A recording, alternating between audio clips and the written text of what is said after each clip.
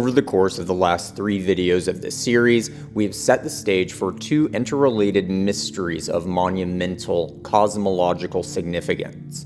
The first mystery is the future of human consciousness, and the place of that narrative within the evolution of reality itself. The second mystery is that of Golgotha. As we began to see in the previous video, the story of Christ has played an incomparably immense role in catalyzing the emergence of modern perspectival consciousness.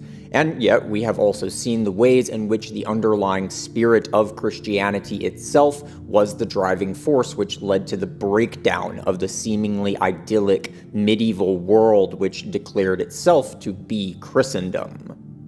Seen through the context of human ego evolution, Christianity would appear to be less a religion and more as a kind of universal acid, which, for whatever reason, has come to violently and irreversibly dissolve the sociological and metaphysical world which it was born into. Caterpillars dissolve their juvenile bodies when inside a chrysalis, as the emergence of the adult butterfly requires the sacrifice of the past, such that the necessary metamorphosis can then take place. As will become clearer moving forward, the perspectival age is itself such a chrysalis, and the dissolution of the old world and the old human ego is still yet in progress. So here we must ask, what exactly is Christianity? This is not a question about doctrines, creeds, or religious institutions. We instead must ask what Christianity amounts to as a deeply rooted psychological and metaphysical compulsion, one which is oftentimes very much at odds with the religious doctrines which bear its name. As we will see, the question of Christianity and the question of humanity's future are 2 sides of the same coin. In order to begin unraveling these mysteries, we must first take stock of the metaphysical implications which we have begun to piece together over the course of this journey. We need to look very carefully at the nature of thought, feeling, willing, existence, and nothingness, as these motifs will prove to be the keys to the threshold which we now find ourselves upon. So here we will begin with the figure to whom all of our various philosophical footnotes inevitably refer. We will begin with Plato.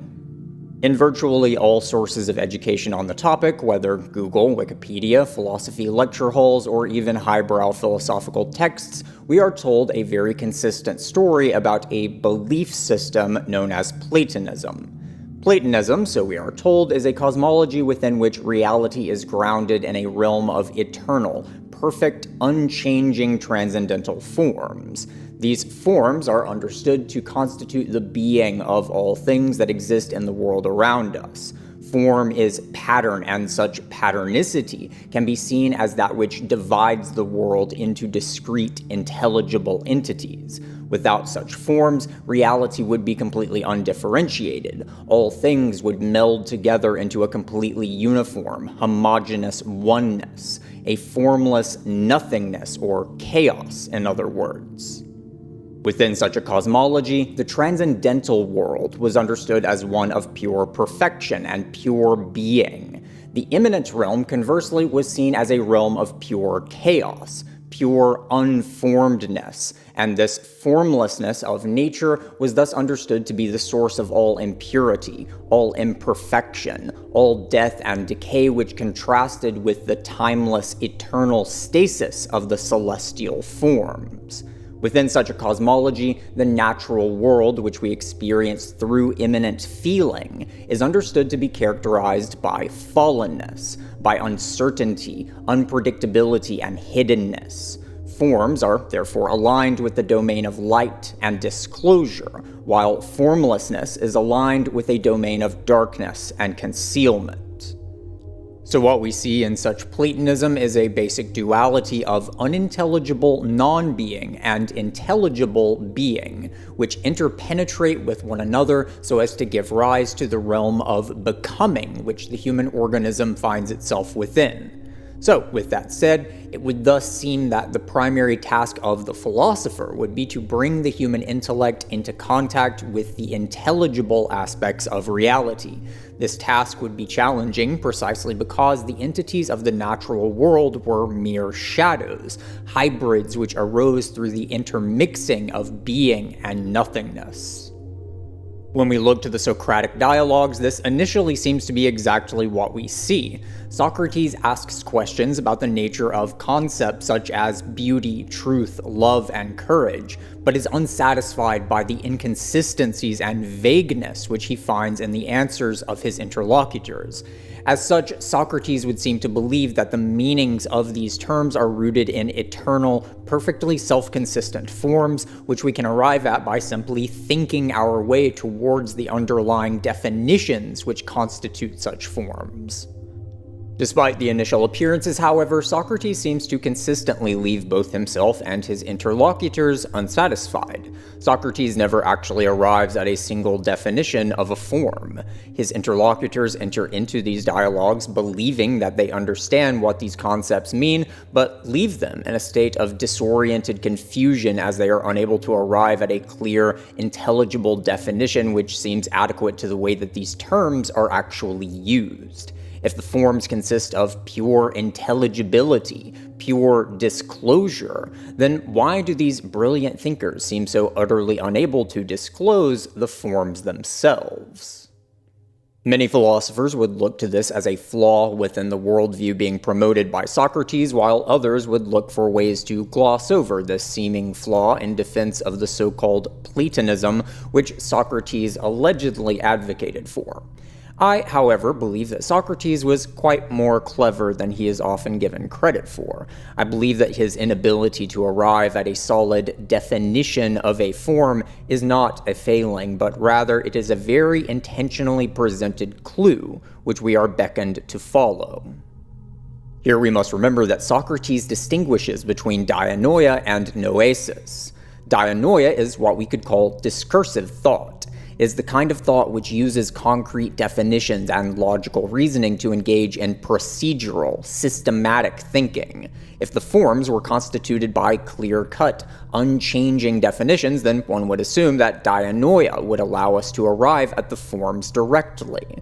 Socrates, however, tells us that dianoia can only bring us to the threshold of the forms, and that truly accessing the forms themselves requires using the more mysterious faculty of noesis, a notion which we will explore in more detail later on.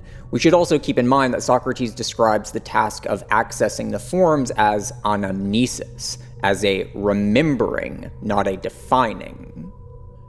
As we already began to see in the last video of this series, the duality of form and formlessness would come to constitute the core of Western moral philosophy as well as its metaphysics. Materiality was understood to be participation in the primordial, formless darkness, which was referred to as the chora, a term meaning receptacle or womb, or as the prima materia, a term meaning quite literally the Great Mother.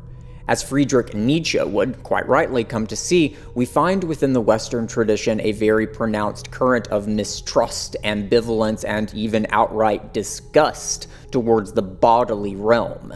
And at the heart of this animosity towards the body, we find a deeper, more mysterious animosity towards the Great Mother, a puritanical, moralistic indignance towards indeterminacy, concealment, and transformation.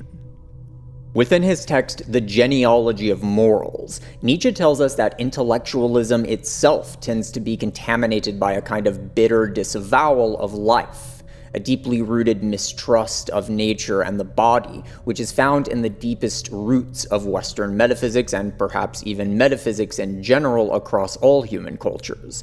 Nietzsche tells us that in early human societies, the intellectual or priestly caste came about due to individuals who were sickly or physically malformed.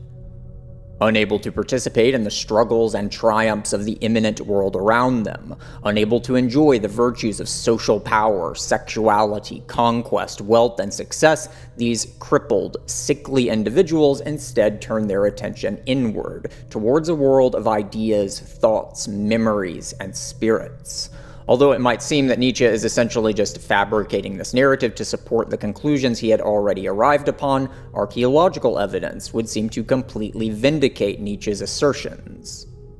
In Paleolithic burial sites, we find that the burials of shamans are distinctly different than those of ordinary individuals, characterized by numerous artifacts and belongings which indicate the shamanic role of the deceased. Just as Nietzsche suspected, we find that these shamans were indeed individuals who were very often afflicted by physical malformities which would have prevented them from participating in ordinary life with other individuals of their communities.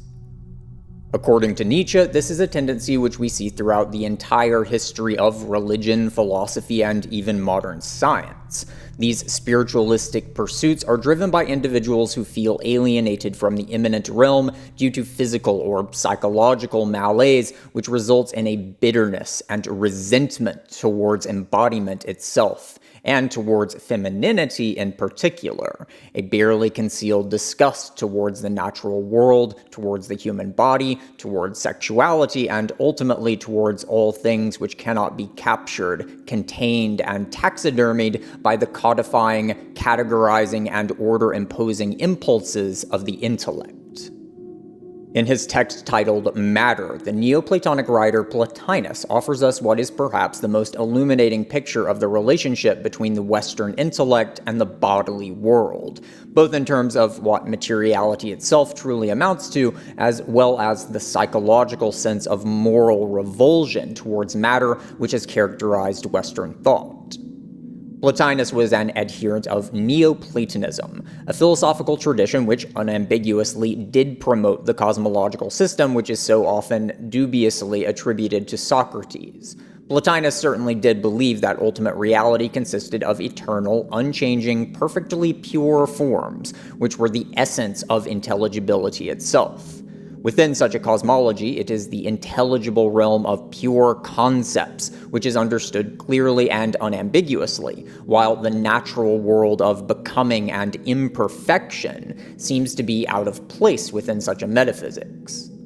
In his study of materiality, Plotinus concludes that the immanent world is characterized by the participation of form within the formless darkness of the prima materia. If the forms themselves are pure, timeless perfection and intelligibility, then nature must arise through a descent of form into some incomprehensible abyss of impurity and unintelligibility. Plotinus tells us that everything matter tells us is a lie. Everything it pretends to be, it is not. Recall again the fundamental dualism of appearance and reality, which is the central motif of the discursive structure of consciousness. If the Neoplatonic monad is the ultimate form of pure reality, the prima materia can thus be understood as the formless form of pure apparentness, pure impurity, as it were, the being of nothingness. Within the Neoplatonic and Aristotelian cosmologies, the apparentness of entities within the natural world must consist of unintelligibility, that which is antithetical to the truth and realness of the eternal forms. This formless mother was therefore a veritable scandal within such cosmologies. As Plato himself observes within the Timaeus, the chora would seem to be absolutely necessary in order to account for the natural world at all, yet this chora would also seem to completely defy the Platonic epistemology. Being formless, it cannot be understood by the intellect, a faculty which comprehends forms. Simultaneously, it lacks a material body in itself and therefore cannot be something which we encounter with our sensory organs either. Plato cryptically concludes his discussion of the chora by saying, "Let us not speak of her then, this great mother of all." Nevertheless, Aristotle tells us that Plato's treatment of the chora within his unwritten teachings was rather different than what we see in the Timaeus, but Aristotle leaves this discrepancy as a mystery for us to ponder. What exactly was Plato hinting at within the Timaeus which he refrained from stating outright? Perhaps Plato was aware of something which the later Neoplatonists, such as Plotinus or Aristotle, never truly understood. Nietzsche does seem to have been correct in his observation that intellectualism itself tends to carry with it a deeply malignant mistrust and animosity towards the immanent world of corporeality. But nonetheless, I believe that there is something even deeper at play here which Nietzsche was never able to directly reckon with. As I argued in previous videos, I believe that the Paleolithic and Neolithic periods of human history were demarcated by something utterly cataclysmic, some sort of violent rupture of the idyllic conditions which sustained human life prior to the birth of civilization as we know it. As we see clearly illustrated in the Enuma Elish and many other myths throughout the world, this cataclysm seems to have resulted in a widespread and unimaginably intense feeling that human beings had been abandoned by the sheltering warmth and fecundity of the Earth Mother Goddess. Following the Neolithic Revolution, the abyssal womb of the Earth was no longer seen as a divine source of life-bestowing magical power, but rather as a wellspring of primeval, violent chimeras, uncontrollable savage impulses, and a fathomless chaos, which threatened to resubsume the early forms of sedentary civilization back into its devouring maw. The cataclysm which preceded this reframing of cosmology was, I believe, the archetypal birth trauma of the human ego, which would condition the subsequent journey of human consciousness in its entirety. It is in this birth trauma, I believe, that we find the true source of the metaphysical disavowal of embodied corporeal existence. Prior to the Neolithic period, we find human spirituality to be oriented towards the primeval darkness of the Earth Mother Goddess, the vitality, fecundity, and magical power of the Great Womb, which is both the interior of the Earth itself, the archaic structure of consciousness, and the boundless, undifferentiated oneness of the Kora. Following the birth of the Neolithic civilizations, however, we find that the nurturing Earth Mother has been recast as the great Leviathan Tiamat, a being of savage, chaotic primality, which is set in contrast to Abzu, the Sky Father who embodies the power of order, law, form, boundaries, unity, and stability. Humanity had come to see the regularity of the celestial realm above us as representing powers of order which protected us against the primality of the darkness below.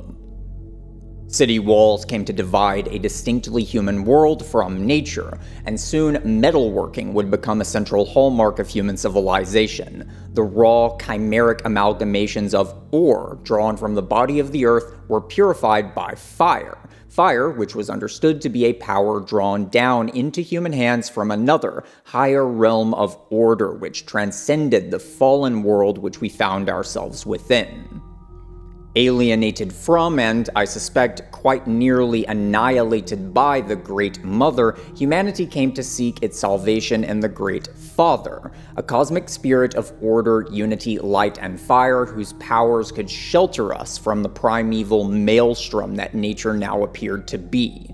Yet this salvific Father was, due to his inherently transcendental nature, always elsewhere. Always beyond the great veil which divided our world from the beyond. Our faith in this ultimate ideal could only ever be substantiated by fleeting glimpses, fading memories, and ephemeral whispers. Within his text, Absent Fathers, Lost Sons, the Jungian analyst Guy Corneau surveys the phenomenon of fatherless households in the modern world and the psychological consequences of this absence. Corneau tells us that the absence of the father in a family is often devastating for children of both genders, but for young boys in particular, this absence is often of crippling consequence. For developing children, the father comes to serve as the basic template for the formation of the ego ideal, which I have previously described as the stellar soul, a sense of self-conception which is defined in terms of higher values which are initially seen to be embodied within the father. The stellar soul can also be correlated with the notion of the higher self within Jungian psychodynamics, or the daimon, or guardian angel, within esotericism. It is a sense of selfhood which is oriented in relation to an idealized self-concept which is initially modeled upon the father, especially within early childhood development. Without a father to serve as a basis of the stellar soul's formation, children often find themselves unable to coherently conceptualize themselves in relation to a notion of higher value. The child might have immense difficulty in thinking of themselves as inherently good, and thus might feel themselves to be excluded from the implicit value structure which is implicated by the social world around them. For adolescent girls, this absence tends to result in a deeply distorted animus, which then leads to serious difficulties in evaluating potential romantic partners later in life. For adolescent boys, this results in a deeply distorted conception of one's own sense of personal identity.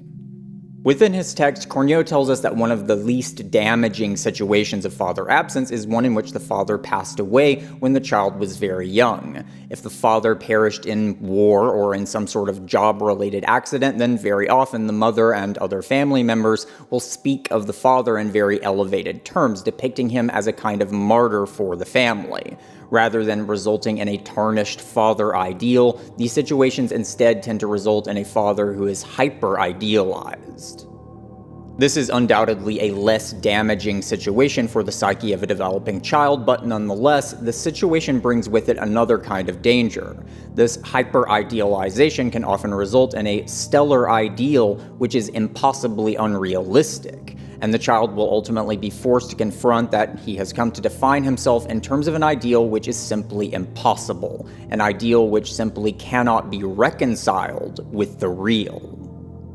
At the dawn of the mythical age, the great Skyfather would initially be conceptualized in terms of the Saturn archetype, a spirit of inertia, stability, and conservatism. These Saturnian Skyfathers can hardly be said to have been hyper-idealized. One of the most central motifs of Saturn worship throughout the ancient Mediterranean was the ritual sacrifice of firstborn sons. This was quite literally a sacrifice of the future to the past, so as to ensure the stability and continuity of the past. Within early agrarian societies, this practice did make a certain kind of sense. These were peoples for whom any changes in seasonal temperatures or rainfall could result in mass starvation. There was a very vested interest in ensuring that the present and future remained in step with the past. Yet over time, these Saturnian cultures would begin to give way to Jovian cultures, societies which saw the great Skyfather not as Saturn, but rather as Jupiter, Thor, Marduk, or Zeus. Unlike the Saturnian archetypes, the Jovian spirit is not one of stability and order for their own sakes, but rather Jupiter is a principle of expansion and abundance. Jupiter is the spirit of the king. The king's self-concept expands outward so as to envelop the kingdom. All that comes to be contained within this extended self then comes under the domain of the Jovian authority and protection. Jupiter is the growth of order, the overflowing of the restrictive, the expansion of contraction. But as mythical consciousness gave way to discursive consciousness during the final millennium before Christ, the Jovian principle would itself come to be subordinated to an even higher archetypal principle, one which would come to represent the very notion of form itself. This monad, or simply the One, would be understood as the ultimate pinnacle of divine masculinity, the principle of unity or formedness in the most absolute and abstract sense. It is here that this ultimate transcendental principle comes to be conceptualized as pure love and self-sacrifice, a truly idyllic deity, which was now even more starkly contrasted with the ambiguities and horrors of the immanent world of embodiment. The early Platonic philosophers would come to see themselves as upholding a much more upright and moralistic cosmology than that of traditional Hellenistic religions. They saw the traditional deities as hedonistic, capricious, violent beings who were unworthy of the purity and perfection which the Platonists believed to characterize the transcendental. Later Neoplatonic writers would attempt to reconcile Platonic transcendentalism with traditional religion by identifying Jupiter as the divine nous, or divine intellect, which, along with the monad and psyche, formed the divine trinity at the apex of being itself. Nonetheless, even this reconceptualization shows us the trajectory which the Western soul had set itself upon, one in which divinity was becoming ever more idealized and, as such, ever more distant from the immanent domain, an ever more impossible ideal. The great Sky Father had come to be seen as a being of pure unity, which bestowed being itself upon all of reality from on high. All existing things in reality were seen to exist at all only insofar as they participated in this principle of form, which was freely given by the transcendental monad. The monad was thus seen as the source of being itself, as well as the source of all order, unity, consonance, and beauty. Yet, precisely because of this ultimacy of transcendental idealness, the monad was now something which was much further removed from the world itself. Saturn and Jupiter were principles which could be seen as embodied within very real fathers, kings, and emperors. The monad, however, was something which seemed to be utterly antithetical to embodied actuality. Mystics could aspire to become closer to this ultimate ideal, but did so precisely through the disavowal of embodied existence. The spiritual path implicated by the monad was one in which a person was required to abstain from any and all aspects of life which grounded us in the world, so as to facilitate the ascent of the soul into a higher world of the purely ideal, conceptual, and fantastical. All things that seemed to bring joy to lived experience were rejected. Sexuality, financial success, intoxication, and even physical health were seen as fetters to be discarded as the initiate sought the glory and grace of the other world, the salvation which was promised by the phantom of the ever-absent Father of all. The Western men of cloth thus made a virtue of dissociating from the body and retreated into their inner worlds of concepts, ideas, principles, and abstractions. Within the Eastern modality of discursive thought, we would also see a tendency towards rejecting embodied existence in favor of a disembodied transcendence. Nonetheless, the Eastern and Western forms of the appearance-reality distinction would be mirror images of one another, with the East regarding formlessness as ultimate reality, while the West would regard form as ultimate reality. The divine darkness sought by Eastern mysticism could at least be seen to be present within all experiences, while the divine light sought by the West was always elsewhere, always just out of reach from the embodied human organism. Thus we find a paradox which would reside within the core of the Western soul. Aspiring towards the ideal which was seen to bestow all life seemed to require that one reject life itself. The very particularity of one's own immanent existence would seem to be no more than a fleeting illusion to be discarded in pursuit of the universal, impersonal world of the idyllic. We see this exact same paradox within the Platonic problem of the chora, and in the seemingly unreachable nature of the forms themselves. The great darkness of materiality and apparentness would seem to have no obvious place within a reality which was said to be rooted in the timeless perfection and pure intelligibility of the monad. The chora was seen as something morally suspect, if not the source of all evil itself, as it was seen as that which created the insurmountable distance between the ideal and the real. This Neoplatonic spiritual tradition, however, would largely be contained within the intellectual classes of the Hellenistic and Roman worlds. Most ordinary peoples within the classical age remained very much aligned with traditional polytheism rather than Neoplatonic mysticism, and therefore, most individuals were not inclined to reject bodily existence in pursuit of some ultimate and seemingly unreachable abstraction of the intellect. As the Roman Empire came to ascend to its greatest heights, however, the darkness of the Jovian Sky Father would emerge in immensely barbaric ways. The Roman Empire was not a society of ascetic intellectuals. It was an empire of men who sought power through embodied labor, resolve, prudence, and conquest. It is within the Roman Empire that we see the Jovian spirit taken to its logical conclusion as an ultimate guiding principle. The Jovian spirit is the expansion of order. It is the envelopment of otherness into an extended self. We see this in the father's dominion over his family and in the king's dominion over his kingdom. But taken to an extreme, we see this as the tyrannical domination of the emperor over his empire. The worship of Jupiter is ultimately the worship of power, power which engulfs and subordinates. When this Jovian principle is not itself subordinated to a higher principle, it inevitably comes to mutate into the archetype of the tyrannical, slave-driving emperor, the Dark Father. During the last century before Christ, the Roman Empire had descended irredeemably into the depths of decadence and corruption. Rome had built its empire upon conquests, but these very conquests had also served to gradually annihilate the yeoman class. The yeoman farmers were minor landowners and citizen soldiers who were the central backbone of Roman society at its heights.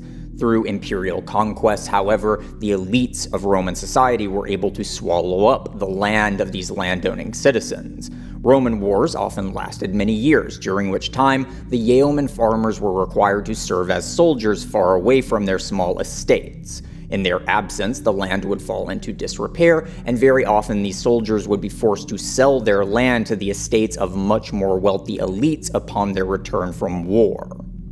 As the yeoman farmers declined and the grand estates of the elites came to grow, slavery also became ever more central to the functioning of the Roman economy, as slaves would be used to work the land which the yeomen had been forced out of.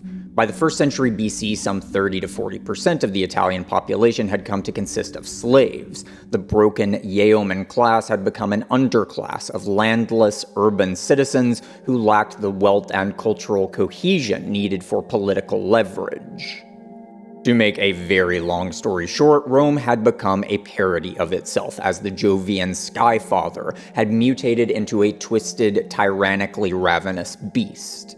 The elites of the Roman Empire enjoyed lives of grotesquely opulent decadence and psychopathically vicarious bloodlust, while the underclasses struggled to survive in a world that was being rapidly drained of blood by Jupiter's most vampiric manifestation.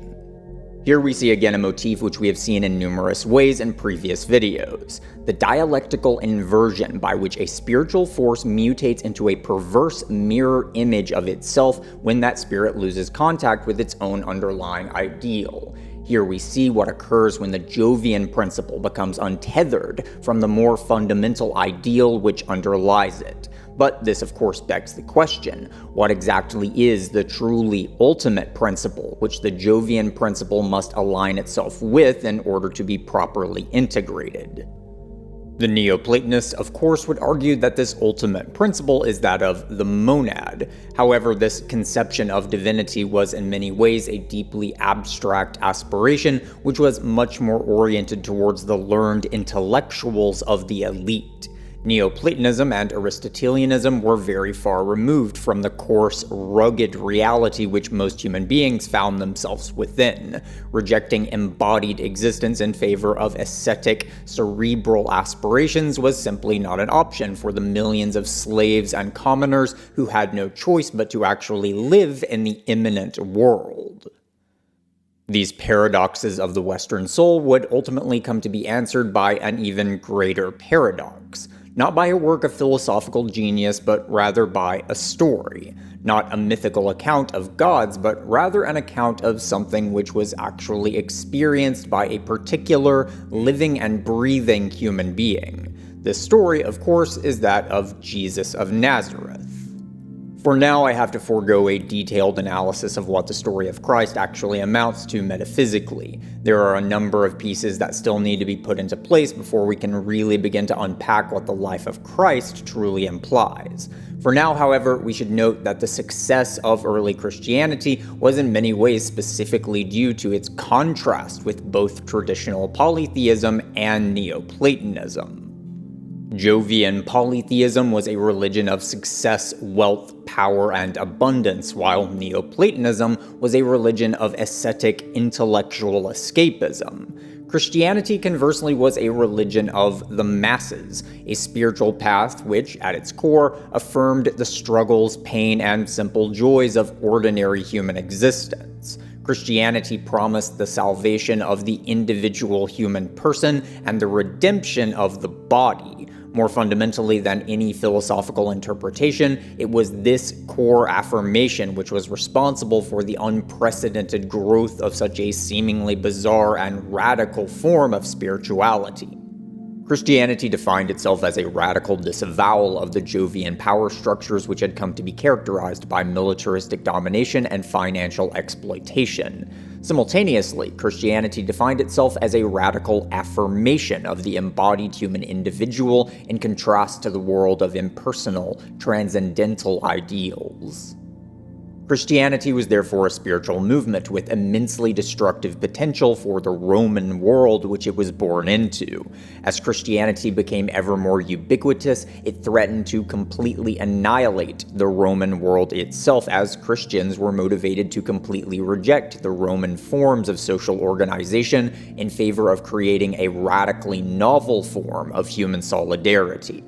Within the pivotal early centuries of the Common Era, the Roman spirit saw that in order to survive, it would need to compromise, by parasitically blending itself with Christianity. In terms of socio-political power structures, this would manifest as the Byzantine and Holy Roman Empires, which managed to maintain the militaristic and economic hierarchies of the Roman world while ostensibly carrying the banners of the Christian ethos. In truth, the Roman Empire never died and would repeatedly come to re-manifest itself throughout the subsequent history of the Western world, continually recreating itself as the Byzantine, Holy Roman, Napoleonic, British, German, and American empires. In terms of metaphysics and cosmology, this compromise would manifest as the rebranding of Christianity through the doctrines of Aristotelianism, a topic which we have already discussed in some depth in the previous video. Aristotelianism would allow for a defanged interpretation of Christianity, one which was much more in accordance with the Neoplatonic tradition as a whole and much less metaphysically and socio-politically radical than what the Christian Gospels themselves seem to imply. At the heart of Christian metaphysics, we find the paradoxical assertion that Jesus of Nazareth was both fully man and fully God. Attempting to render this paradox comprehensible has been an endless task within Western theology, a task which would seemingly be impossible given the bifurcation of transcendence and immanence within Western metaphysics. To be fully God would seem to imply absolute purity and perfection, and yet to be fully man is to be an embodied being, a material creature which cannot be a pure idyllic form due to its participation in the contaminating influence of the abyssal cora, the prima materia. How then could it be that Christ was a living, breathing human being and also the ultimate, uncontaminated embodiment of an ultimate ideal, which had been specifically defined in contrast to the embodied, fallen realm of imperfection, indeterminacy, and moral corruption? Various interpretations of this floated about in the motley ensemble of spiritual communities which early Christianity consisted of. Arianism would contend that Jesus himself was not fully divine at all, but rather a created being who was adopted as the Son of God due to his superhuman holiness. Some theologians would suggest that Jesus' human body was not truly material at all, but rather was already a kind of glorified body even prior to his resurrection, a notion which would imply that Jesus was effectively a kind of phantom throughout his entire life, and thus not subject to the contaminating influence of the prima materia. Ultimately, it was Aristotelianism which would prove to be the most dominant interpretive framework for Christianity following its domestication by the late Roman social order. Aristotelianism allowed for a seemingly consistent, though as we have already seen, inherently unsustainable interpretation of Christ's divinity, which hinged upon Aristotle's distinction between material substance and psychical substance. Aristotle contended that forms do not exist in themselves independently of substance. This is a doctrine that is very often misinterpreted, largely because we tend to equivocate the word substance with matter. Within Aristotle's thought, however, these are two very different notions. Matter, as we have already seen, is participation in the chora, the darkness which is essentially the gulf or gap between the ideal and the immanent. According to Aristotle, however, substance needn't necessarily be material substance. For Aristotle, substance, or ousia, is understood to be a specific confluence of forms which constitutes the identity of an actual entity. Within this framework, spiritual entities such as angels, celestial spheres, and even God himself can be understood as consisting of purely psychical substance. Without any participation in the darkness of materiality, these beings can be said to exist in a purely idyllic state. A human being, for example, could be said to consist of both material substance and psychical substance. The person's psychical substance would be a complex of pure forms in themselves, which was in itself a kind of pure ideal. The person's material body, conversely, could be seen as a product of the activity of the psyche. The psyche generates and sustains the corporeal body, but the body will always be an imperfect shadow of the pure idealness that is the person's psyche. An angel, on the other hand, would consist entirely of psychical substance. The angel could be said to have a glorified body, but not a corporeal body. As such, there would be no distance or gap or contrast between the angel as a purely ideal being and the angel as an actuality. The angel can be said to consist entirely of the ideal and to be completely lacking in darkness, impurity, indeterminacy, and irrationality. It is through this conception of the glorified body of pure psyche that Aristotelianism was able to account for the paradox of Christ. Even if one maintained that Jesus' human body was in fact a material one just like any other man, then it could at least be said that following his resurrection, Jesus' resurrected body was fully glorified and thus no longer contaminated by the chora, as it was now a substance which consisted of psyche alone. Likewise, it could be said that human salvation consisted in the relinquishing of material embodiment, such that the individual human person would exist in a purely idyllic, glorified state of psychical substance. Within this ideology, Christianity was recast as essentially yet another species of Neoplatonic transcendentalism, within which the spiritual path was oriented towards an escape from embodied existence, the annihilation of one's materiality through a kind of divine sterilization. As we saw in detail in the previous video, the Aristotelian compromise was inherently unstable, and this instability would ultimately result in the cataclysmic breakdown of medieval Christendom, thus heralding the birth of the Renaissance, modern science, modernist philosophy, capitalism, and secular humanism. Virtually everything we take for granted about the world we currently inhabit is a direct result of the collapse of the Aristotelian compromise with Christianity.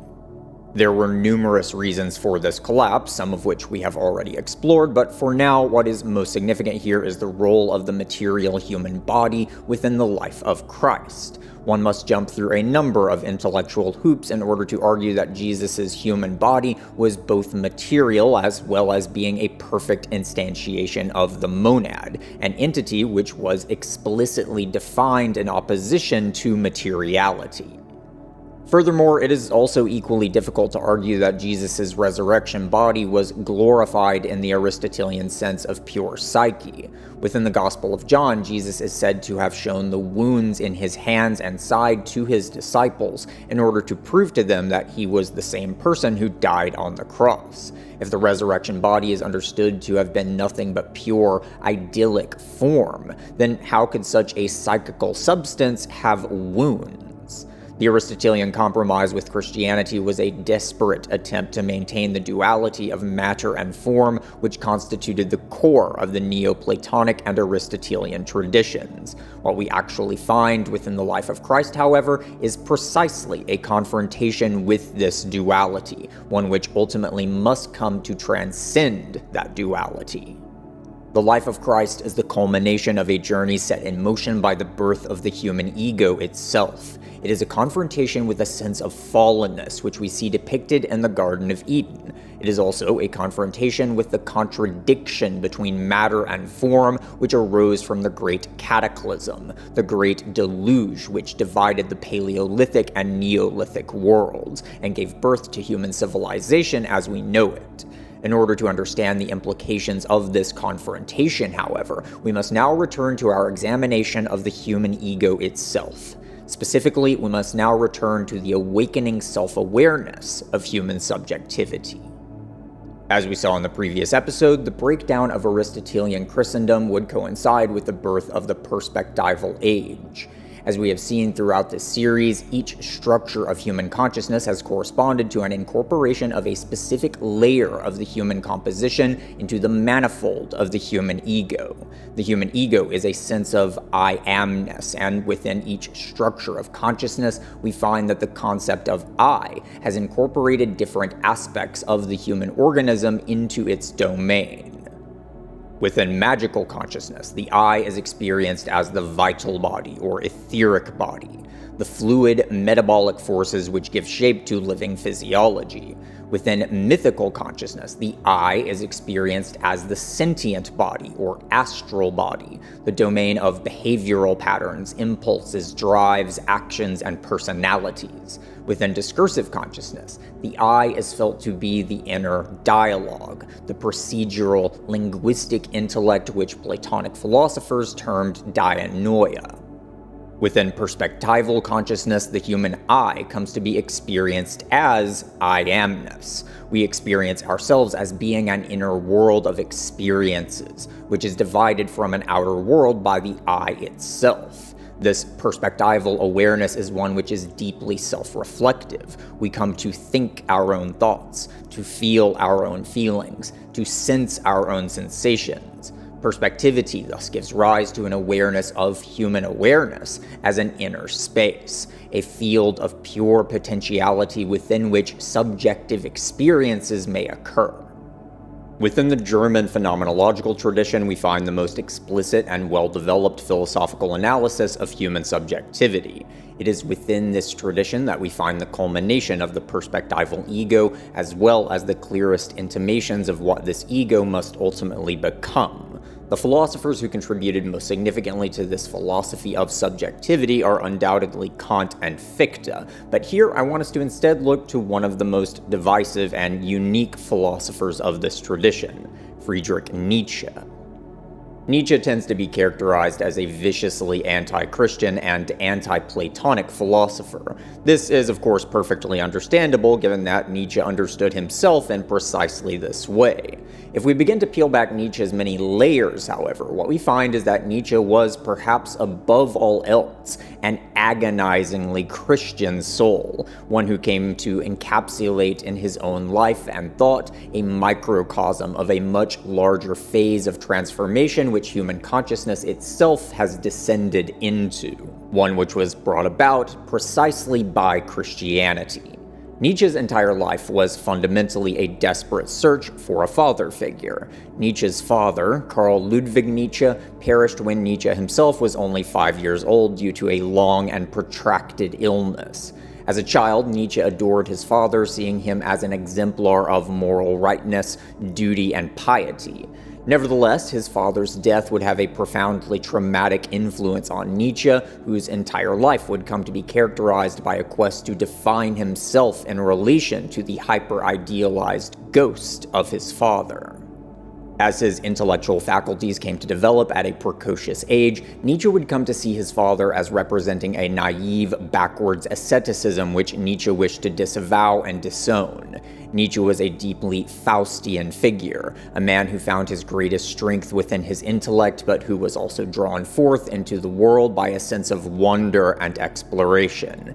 Nietzsche wished to drink from the fountain of life, but the ideal which his father represented seemed utterly incompatible with that desire.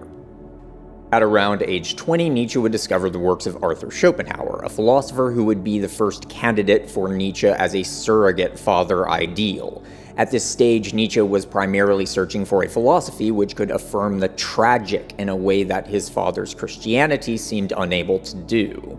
Nietzsche had encountered immense suffering at a very early age and thus sought an ideal which could allow for the redemption of this suffering through the sublimity of beauty. Within the works of Schopenhauer, this seemed to be exactly what Nietzsche had discovered. Still very much under Schopenhauer's spell, Nietzsche would produce his first philosophical work, The Birth of Tragedy. Within this text, Nietzsche analyzes the human spirit in terms of two fundamental aspects, the Dionysian and the Apollonian.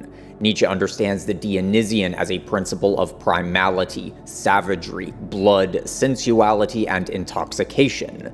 The Dionysian is therefore understood to be the darkness of the world and of the human soul. It is a source of pain, chaos, and, of course, material embodiment. The Apollonian, conversely, is understood as the principle of consonance. The Apollonian is aspiration towards aesthetic order, unity, and spiritual transcendence. Just as Schopenhauer had seen music as a redemptive force due to its capacity to harmonize human experience in relation to higher principles, Nietzsche would see the Apollonian as the salvation of Dionysian primality and the turmoils of immanent existence. Through being incorporated into the manifold of Apollonian order, the Dionysian can be sublimated, thus resulting in a tragic beauty which is able to redeem the bodily. Although The Birth of Tragedy is certainly marked by Schopenhauer's influence, we can already see within this text an implicit desire to affirm embodied life in a manner that escaped the life-denying pessimism of Schopenhauer. For Nietzsche, the Dionysian was not to be utterly disavowed, but rather was in need of redemption through Apollonian aesthetics. Nietzsche still understood the bodily will to life as the source of our fallenness, but would not completely demonize this embodied will as Schopenhauer had done. Ultimately, however, Nietzsche's need to affirm life itself would lead him to a complete rejection of Schopenhauer. In a sense, the Dionysian and Apollonian would come to be inverted as Nietzsche's philosophy came to mature. Nietzsche would come to see the Dionysian, the bodily, as absolutely primary to human existence. Although Nietzsche would continue to affirm the Apollonian in the sense that his philosophy remained grounded in the principle of aesthetic beauty, he nonetheless came to see within the Apollonian a tendency towards the bitter rejection of embodied life in favor of escapist fantasies and a thinly veiled sadomasochism. Nietzsche came to see this tendency within the Western tradition as a whole, an intellectualism which was ultimately a rejection of the embodied will and deference to unreachable, impossible ideals, an absent father. Nietzsche's philosophy came to be a kind of inverted Platonism, one in which embodiment was primary while the conceptual world was born out of the demands of the body. The world of forms was thus understood in a purely psychological manner, as ideological constructs which were ultimately created in order to meet the demands of the body. According to Nietzsche, the ascetic life rejection of the Western philosophical and theological traditions was the product of weak, sickly bodies which sought to affirm their own powerlessness and malaise through the construction of inverted value systems. Nietzsche therefore came to see his own task as revaluating the Western value structure in such a way that it could be brought into accordance with the vitality of the body and its will to life. Thus we arrive at a question. What exactly is the innermost essence of embodied existence which must be created and affirmed by the values of the future? Nietzsche's answer to this would be the will to power. Nietzsche's metaphysics would take on a distinctly hylozoic character. He saw all existence as primarily embodied existence, and saw all embodied existence as a manifestation of an animating will. This will was understood to be a will unto becoming, a will to exist, but also to overcome and transcend oneself through growth and transformation. Within this notion of the will to power, Nietzsche had come to discover the inner darkness of the world, which the Neoplatonists and Aristotelians had seen as impurity and fallenness. Will is driven by discordance, and all discordance can be understood as an absence of formal unity. The discordance within a living thing is a lack of consonance, which drives the organism towards the achievement of resolution. When we fail to eat, for example, our bodies can no longer properly maintain the stability of their own metabolic fluctuations, and we therefore become hungry. The will emerges from an absence of form, in other words, and thus Nietzsche came to see the essence of embodied reality as an inner formlessness.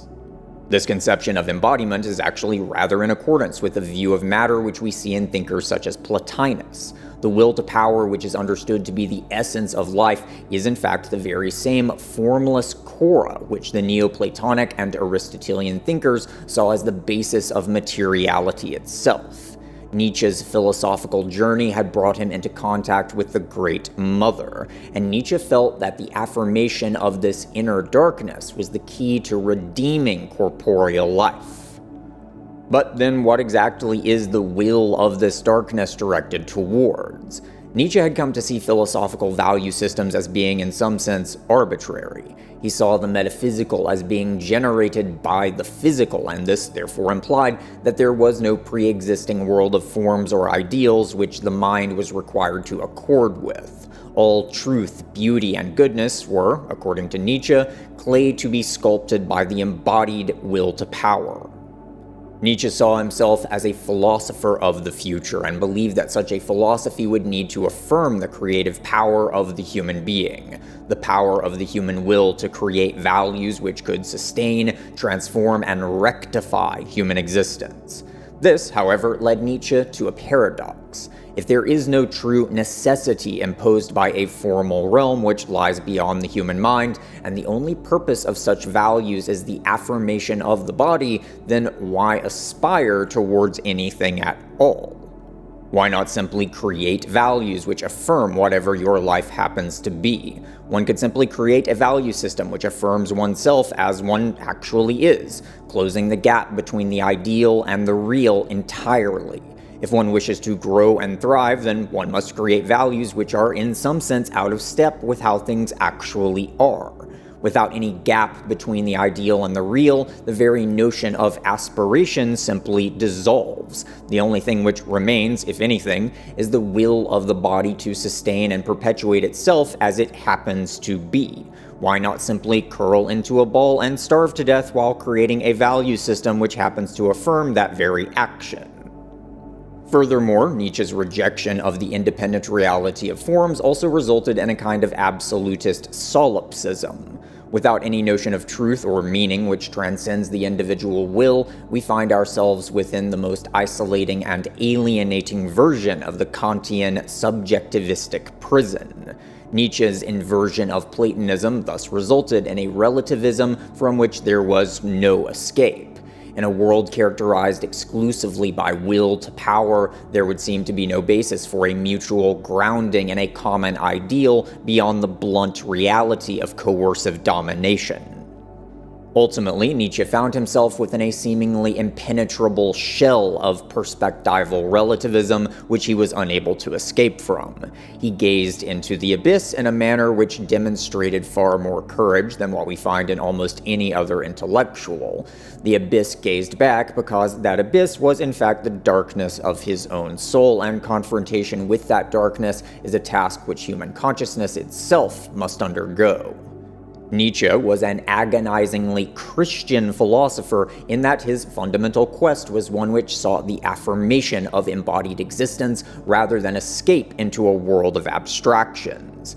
As we will see, this demand for the affirmation of life stems precisely from the very Christian spirit which Nietzsche ostensibly rejected. Yet, in his effort to reconcile light and darkness, Nietzsche found himself within an abyss which he was unable to escape from. Many readers of Nietzsche often mistake his philosophy as a kind of reactionary call for a return to a pre-modern and pre-Christian value system, the machismo-centered warrior culture of the ancient Mediterranean. This is very much a misunderstanding, and here we must understand that a massive gulf separates Nietzsche's thought from that of the ancient pagans. The pagan worshippers of Jovian power never saw value as rooted in the individual human body, but rather as something which was bestowed from the transcendental realm by the gods. They had no notion of values being created things at all, let alone as things which were created by individual human beings.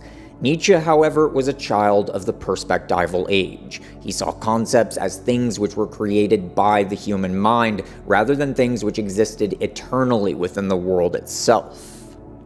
As such, Nietzsche's philosophy is one which centers the individual human being and, significantly, the creative power of the individual in a manner which was simply not possible within the pre-Christian cosmos. Such a philosophy was only possible due to the inward turn which had begun during the 13th century, through which Christendom itself was brought into contact with the inner space of personal subjectivity.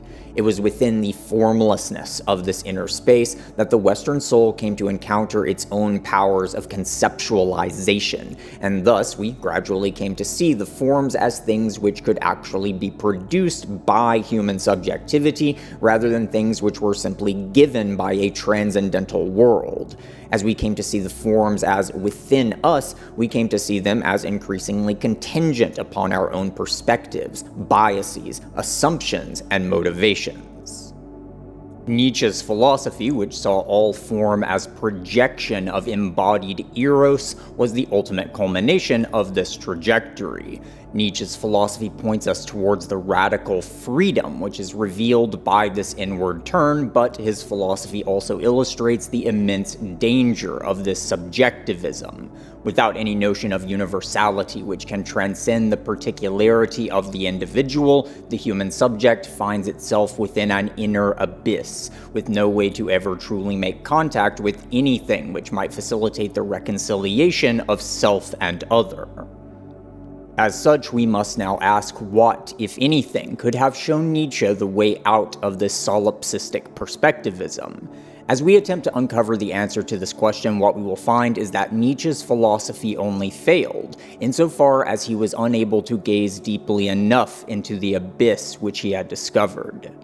One of the most significant consequences of the perspectival ego was an awakening of human awareness to the internality of concepts. As we saw previously, philosophers of antiquity saw concepts as existing within the world, and the role of the human intellect was in disclosing those forms which were already present within nature. Beginning with the nominalist movement, however, we would begin to experience concepts as contents of our own experience rather than contents of the world. Undoubtedly, there is some truth in this realization. When we look at an apple, for example, we may experience a number of different concepts within this phenomenon: plant, fruit, angiosperm, domesticated crop, and so on. The concepts which actually appear within this experience are contributed by the mind of the human subject. If I have no notion of angiosperms, then that concept will not present itself within the experience of the apple. This internalization of conceptualization was a gradual awakening to the agency of the human intellect. As we became increasingly aware of the active role played by the mind in forming the conceptual contents of experience, the more we came to see those concepts as within us rather than being given within the outside world. We came to see conceptualization as an active, creative power rather than a purely receptive, perceptual faculty. Within the purview of nominalism and Cartesian dualism, the internality of concepts was taken to imply that concepts are generated by the human mind and potentially by the mind of God, but that concepts do not exist independently within nature. Although Nietzsche was not a Cartesian dualist, he nonetheless saw concepts as created by the human intellect, as he saw the immanent domain of bodily existence as primary and the transcendental world of myths and ideas as something which only existed insofar as it was produced by the human mind. Within such a metaphysics, there could be no notion of truth, value, justice, or beauty except insofar as those metaphysical notions were created by a given complex of biotic power flows. Independent of such a will to power, there simply was no objectivity which could transcend the perspective of an individual organism. Immanuel Kant had attempted to maintain some semblance of objectivity through his internalization of necessity, that is, the synthetic a priori categories. In a sense, Kant's categories were a kind of last-ditch effort to maintain a transcendental realm of absolute universality in the wake of the perspectival revolution. Yet this entire series of videos could be taken as a definitive refutation of Kant's claim that his categories are universal conditions of human experience in general. As we have seen, concepts such as space and time, despite their seemingly obvious nature, have in fact transformed dramatically over the course of consciousness evolution. As such, Kant's categories are, if anything, only universal to the perspectival structure of consciousness. Nietzsche's metaphysics, therefore, can be understood as an even deeper plunge into the depths of perspectivism, one in which human consciousness not only becomes aware of itself as the subjectivity of an individual human person, but in which this individuality becomes aware of its own place within a historical evolution of subjectivity itself. Whether he would have liked it or not, Nietzsche's philosophy would therefore set the stage for much more esoteric thinkers such as Rudolf Steiner and, of course, Jean Gebser. But in order to move forward here, we must find the way out of the solipsistic inner prison which Descartes, Kant, and finally Nietzsche had bricked themselves into. It is here that we will encounter the first philosopher, poet, naturalist, and low-key mystic, whose work is perhaps the first clear intimation of post-perspectival consciousness, or rather, meta-perspectival consciousness. Johann von Goethe. The story of Goethe's epistemology begins in 1790 with the publication of his text, The Metamorphosis of Plants. Within this text, Goethe overviews a wide range of botanical phenomena, and in doing so begins to piece together what he would describe as the archetypal plant, or Urpflanz. Throughout his studies of botany, Goethe would come to see that all plants share in a common archetypal makeup. Each plant is characterized by reciprocal movements of expansion and contraction, absorption and emission, growth and reproduction. Goethe then came to see that these basic principles of plant life serve to condition the structure of a sort of possibility space, a kind of composite image, as it were, which contained all possible variations of plant morphology, an archetype which he termed the Urpflanz. On July 20th, 1794, Goethe would make the acquaintance of another German philosopher and poet, Friedrich Schiller, at a meeting of the Jena Natural Research Society. Goethe and Schiller became enthralled in a very lengthy conversation, which would eventually make its way to Schiller's residence. There, Goethe would take a pen and paper and sketch out for Schiller a depiction of his beloved discovery, the Urpflanz. Upon seeing this drawing, Schiller would respond by saying, "But that is not an observation, Goethe, but rather an idea." To which Goethe would reply, "Then I am very fortunate to have seen an idea with my own eyes." The significance of this statement is so unimaginably monumental that there is absolutely no way I can give it justice at this stage of the narrative except to say that it is here that we find the first true moment of a consciousness which begins to transcend the perspectival. Speaking of his discovery of the Urpflanz, Goethe writes, quote, "The Urpflanz shall be the most marvelous creature in the world, and nature shall envy me for it. With this model and the key to it, one can invent plants ad infinitum that must be consistent. That is, plants that could exist even if they do not in fact exist, and which are not just fanciful shadows but have instead an inner truth and necessity." End quote. In discovering the orphelins, Goethe did indeed witness an idea with his own eyes, but what he witnessed was something very, very different from the Neoplatonic and Aristotelian understandings of form.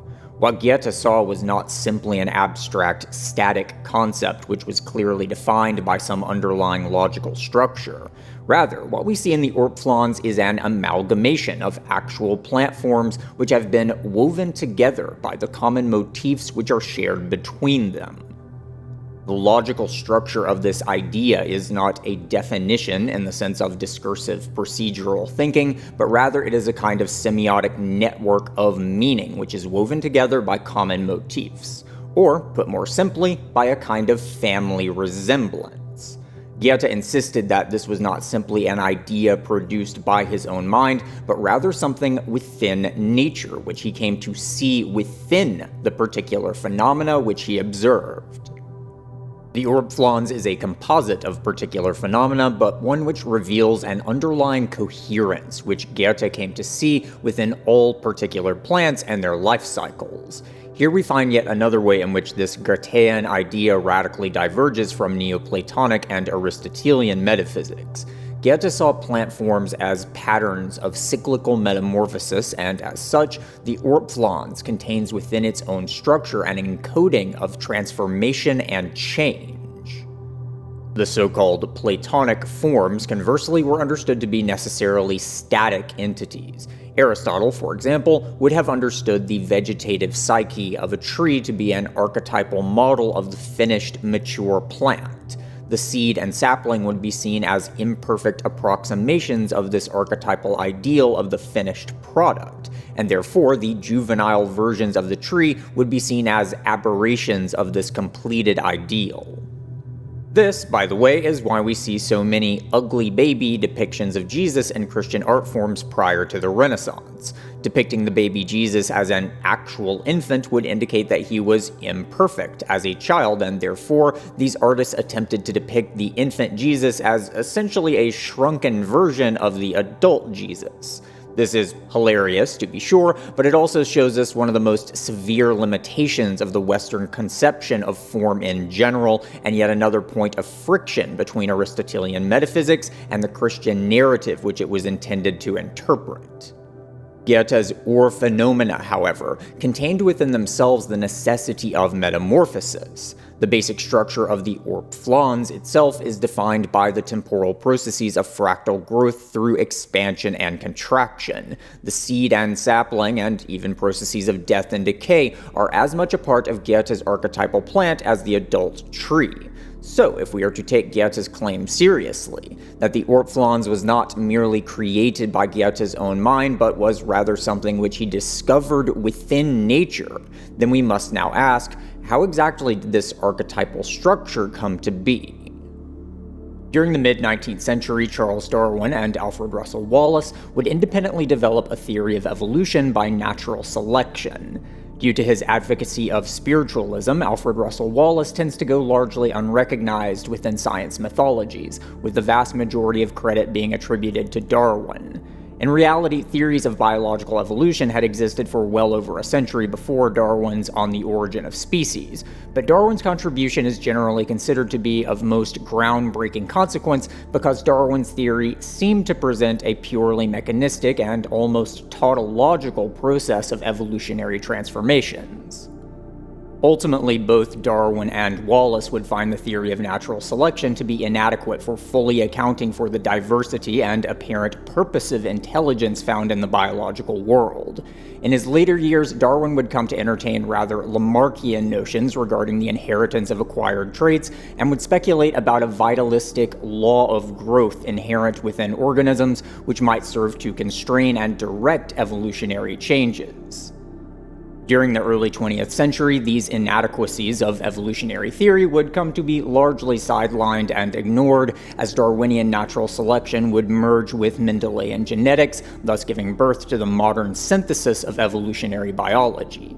Just as Nietzsche came to see forms as created by embodied willed power, modern evolutionary theory would come to see forms as the results of physically encoded information within protein structures, namely DNA. Although Nietzsche, Goethe, and Darwin might seem to be worlds apart in terms of their ideas, we can nonetheless see a common thread here if we contrast these notions with those of Aristotle. Aristotle saw biological forms as determined by fixed essences which were eternal and perfect. Yet, over the course of the 19th century, we find a consistent trajectory towards seeing forms as mutable and indeterminate. For classical Western philosophy, the world of forms was able to shape the immanent world of formlessness, but the immanent world was not able to change the world of forms.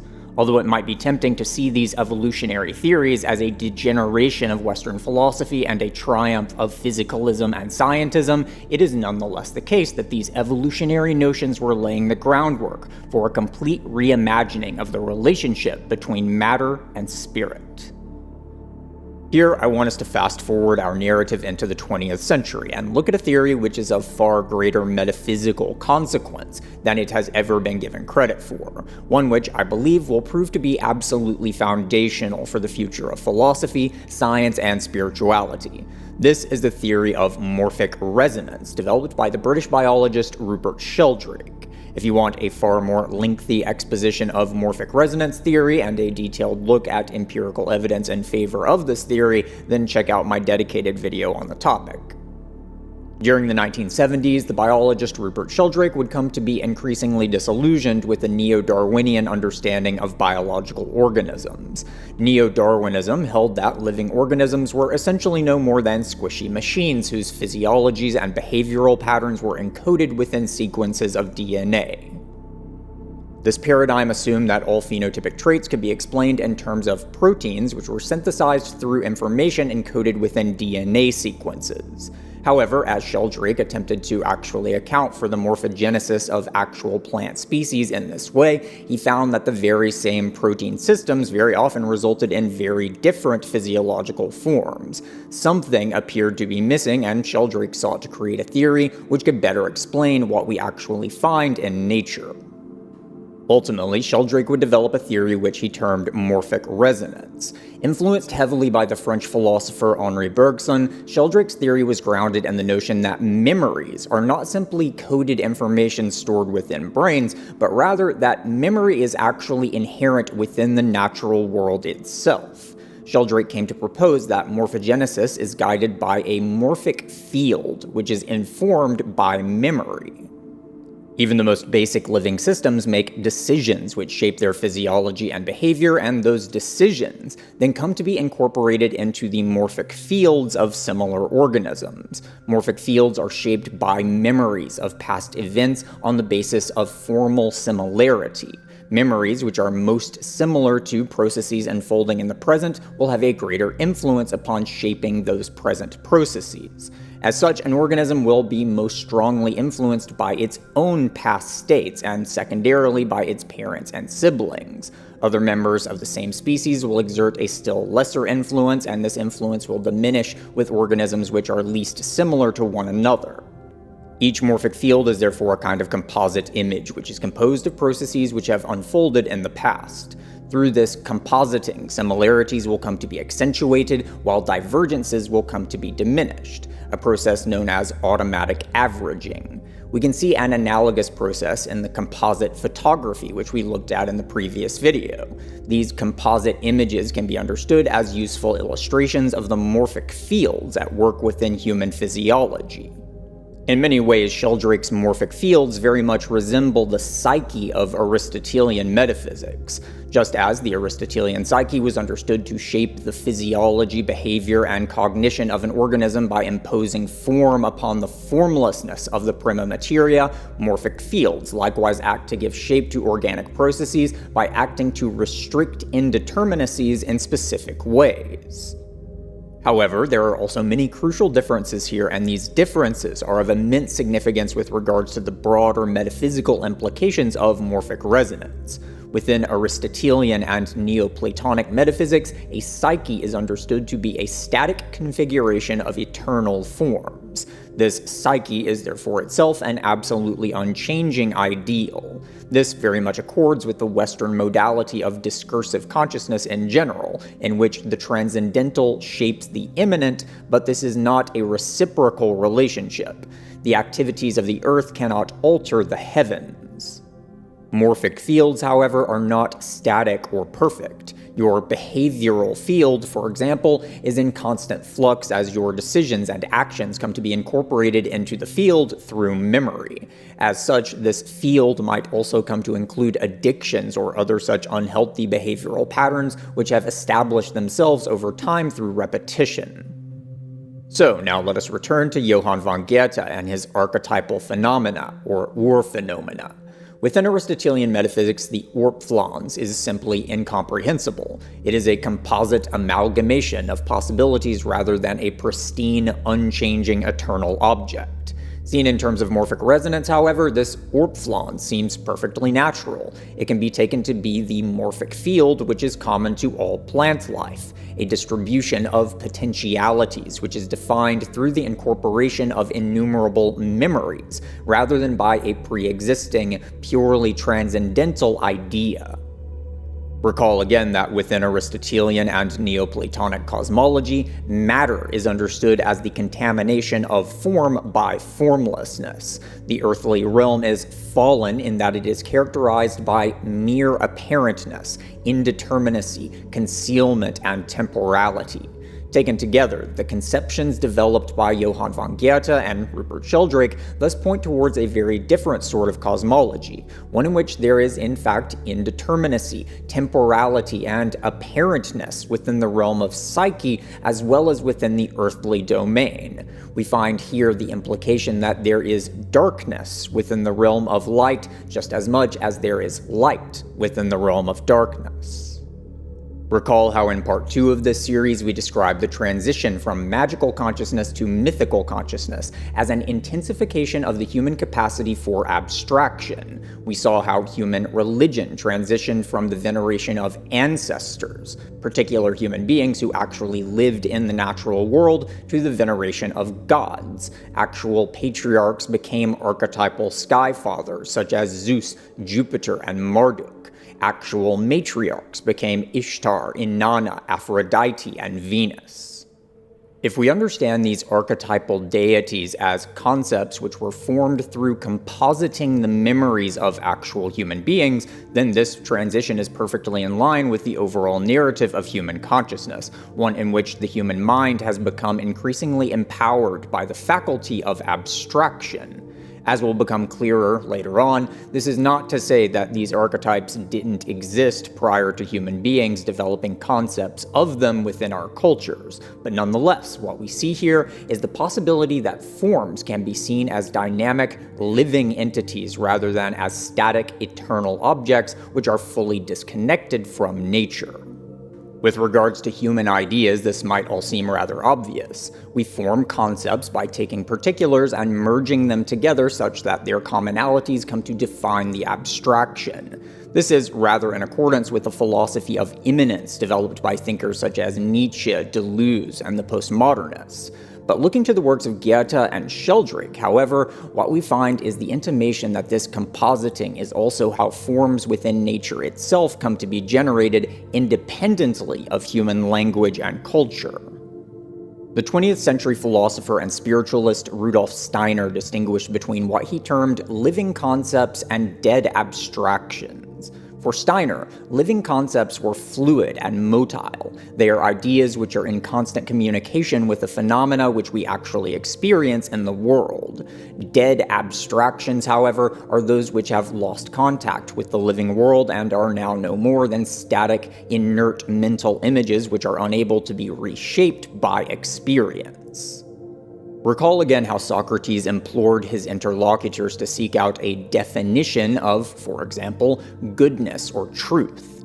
Socrates seemed to strongly believe that there was a singular, utterly simple and unchanging essence which was able to capture all of the things we might describe as good.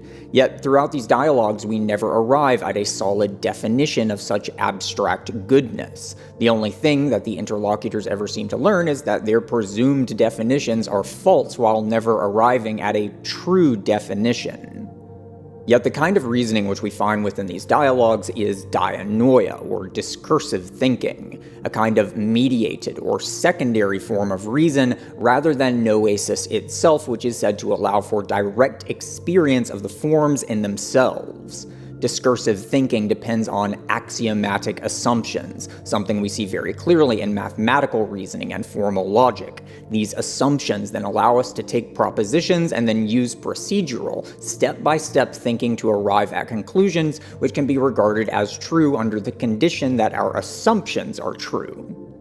Dianoia thus depends on fixed, inert abstractions which can play specific roles within these discursive procedures.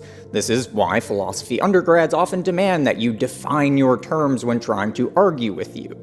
They want the ideas to be as tightly nailed down as possible so that they can then use deductive inference to prove their point. The more dead the concept is, the better it is for discursive thinking.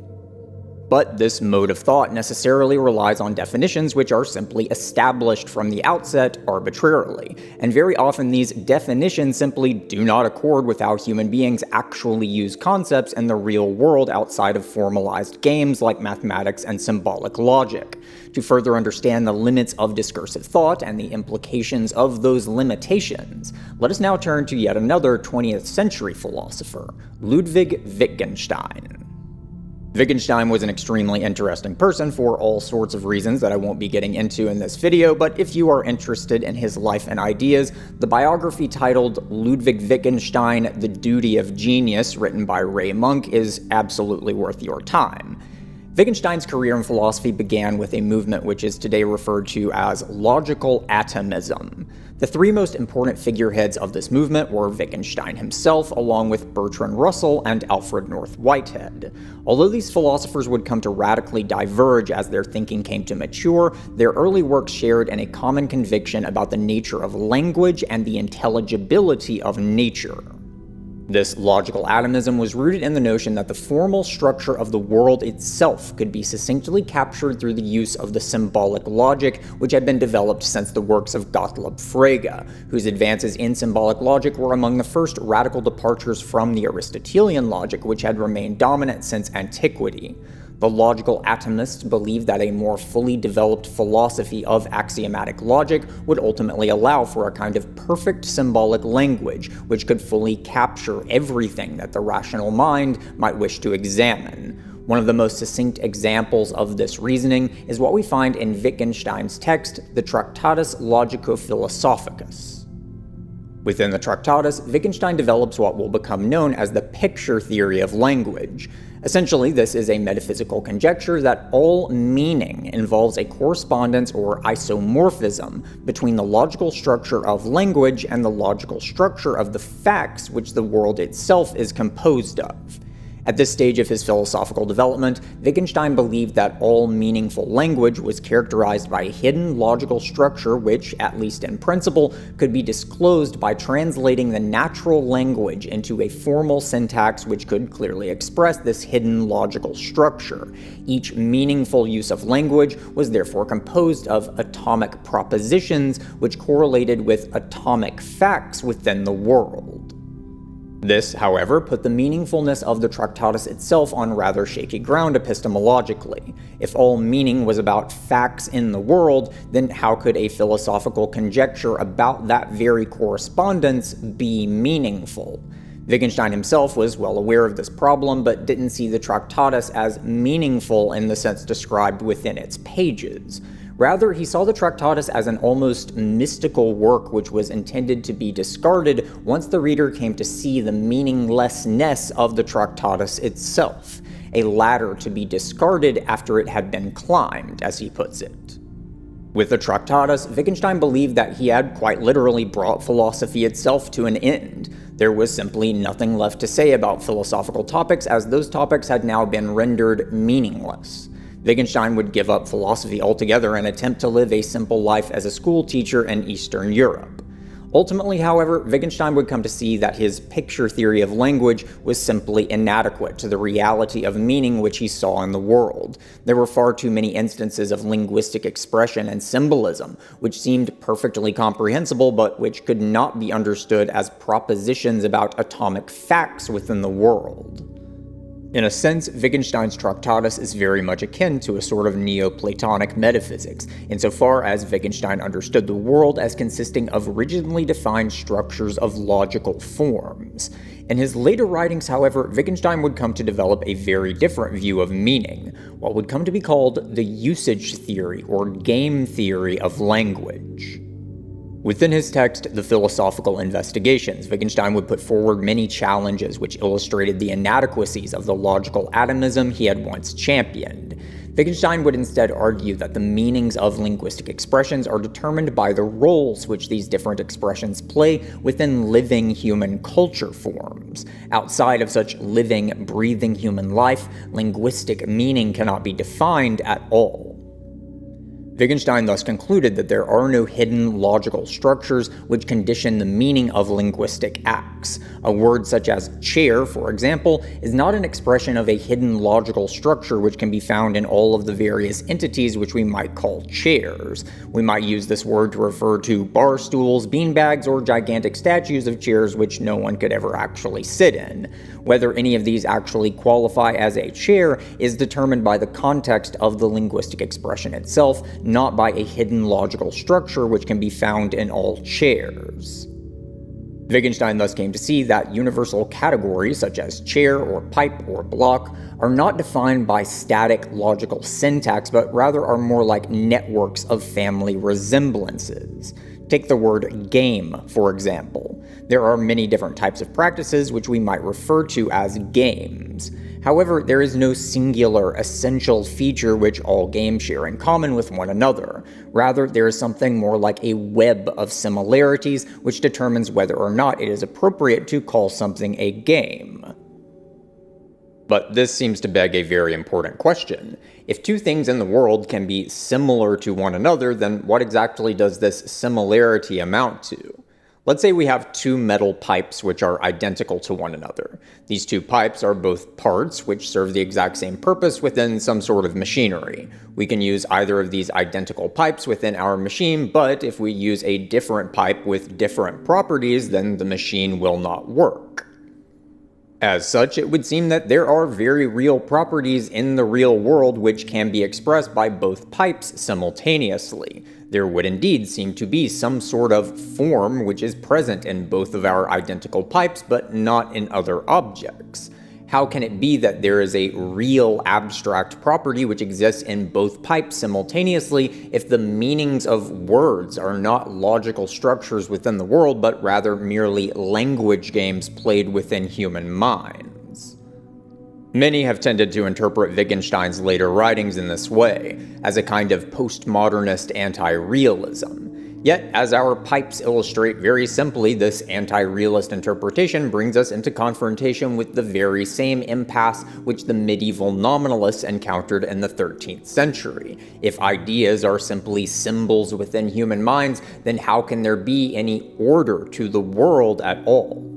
How can there be any objectivity which bridges the gap between particular, subjective frames of reference and thus lends us a way out of the inner abyss which Nietzsche could not escape from? In the case of our pipes, we can give a rather simple, seemingly almost naive answer to this question. The two pipes are similar because the same thought was involved in the creation of both pipes. These pipes are human-made artifacts. A human being designed these pipes and the machine which they are meant to be a part of, and so we can simply say that the same thought is present in both of the pipes.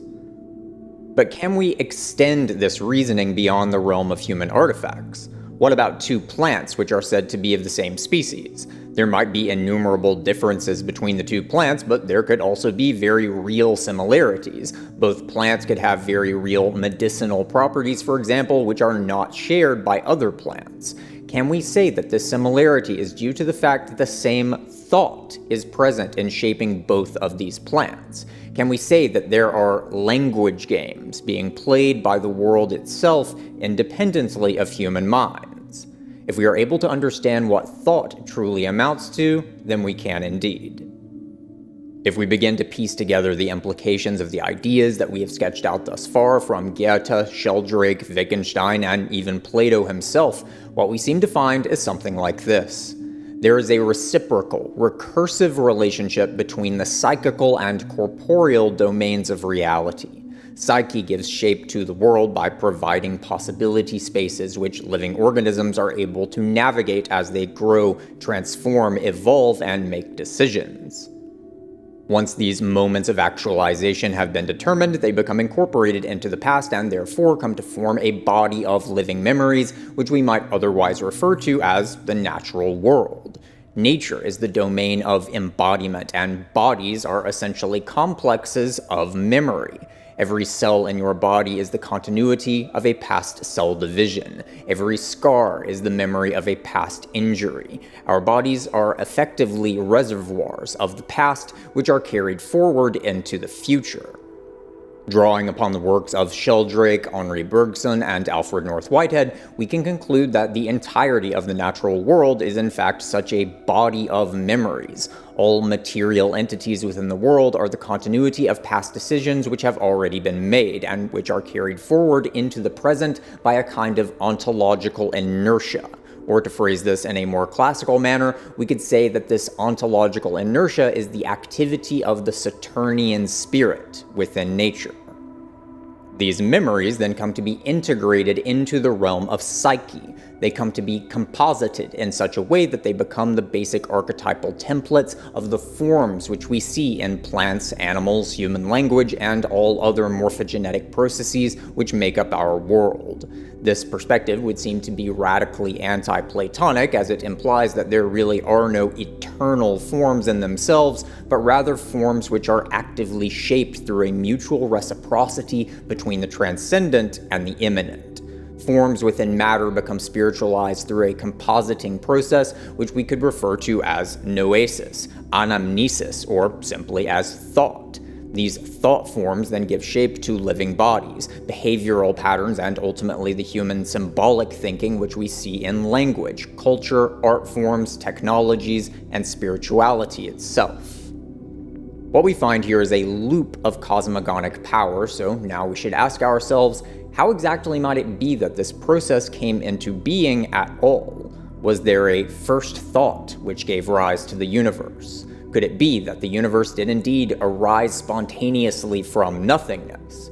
In order to answer that question, we need to take a very careful look at what nothingness actually is. When we attempt to imagine pure nothingness, we tend to imagine a perfectly empty, indefinite expanse of solid blackness, an entirely formless, undifferentiated world. Within the Western philosophical tradition, the idea that nothing can come from nothing is very often taken for granted as an almost tautological axiom. As we have already seen in the Western attitude towards the cora or prima materia, there is a deeply rooted sense of dread and even outright animosity towards this great formless mother within Western philosophy.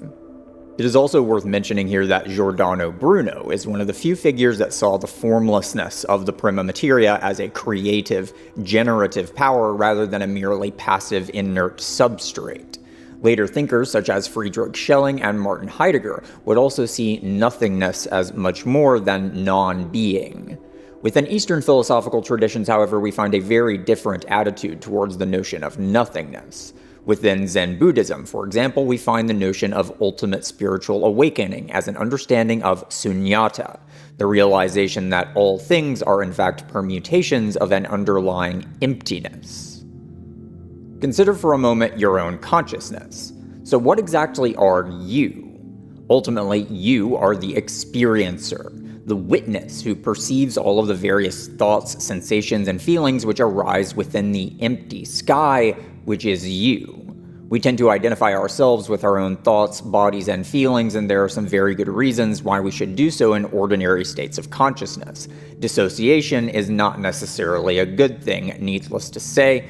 Nevertheless, these identifications tend to blind us to the formlessness, which is inherent within our own consciousness. At the most basic level, the experiencer can only be that which lies beneath all experiences, and this points us towards one of the greatest insights of Eastern philosophy. To feel is to be changed by that which is felt, and therefore, the possibility of feeling is directly connected to mutability or liquidity. Consider a lump of clay, for example.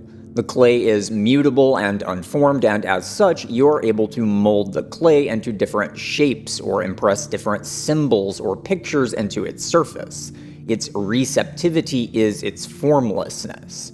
As we have already seen, formlessness is itself nothingness, and so although one might argue that pure nothingness is impossible, we can nonetheless see that all things within our world are, to various degrees, interpenetrations of form and nothingness, form and formlessness. As Plotinus tells us, this nothingness is the source of all apparentness. Plotinus himself would have contrasted this apparentness with the true reality of the forms, but here we can see that this capacity for experience is absolutely crucial in the generation of the forms themselves. There is light within the realm of darkness, but also darkness within the realm of light. We see the presence of formlessness in all material bodies, but we also find it within every decision which we have yet to make, and indeed within thought itself. This formlessness is absolutely crucial, as it is the groundless ground, as Schelling would say, of all creativity and all freedom. Nothingness is never mere nothingness, as nothingness plays an absolutely crucial role in cosmogenesis itself at all scales of reality. With that in mind, let us now turn to the seemingly intractable question of how something may have arisen from nothingness. So let us imagine a completely undifferentiated state of reality, in which there is nothing other than the nothingness itself. Within this state of pure undifferentiation, there would be no meaningful difference between the material and the conceptual. Pure form and pure formlessness would be unified within a primordial syzygy of light and darkness, being and non-being, masculine and feminine.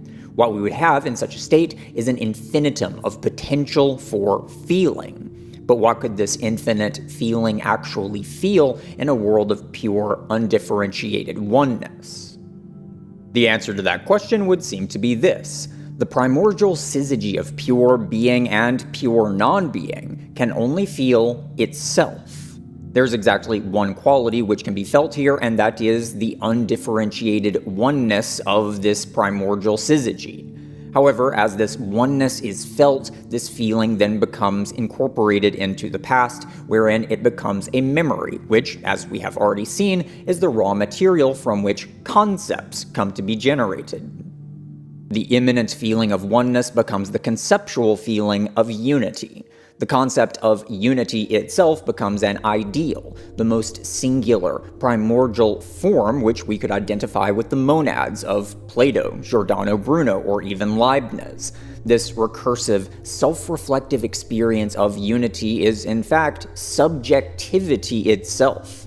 It is the feeling of I amness, which initiates the division between the inner world of selfhood and the outer world of otherness, the implicate order and explicate order.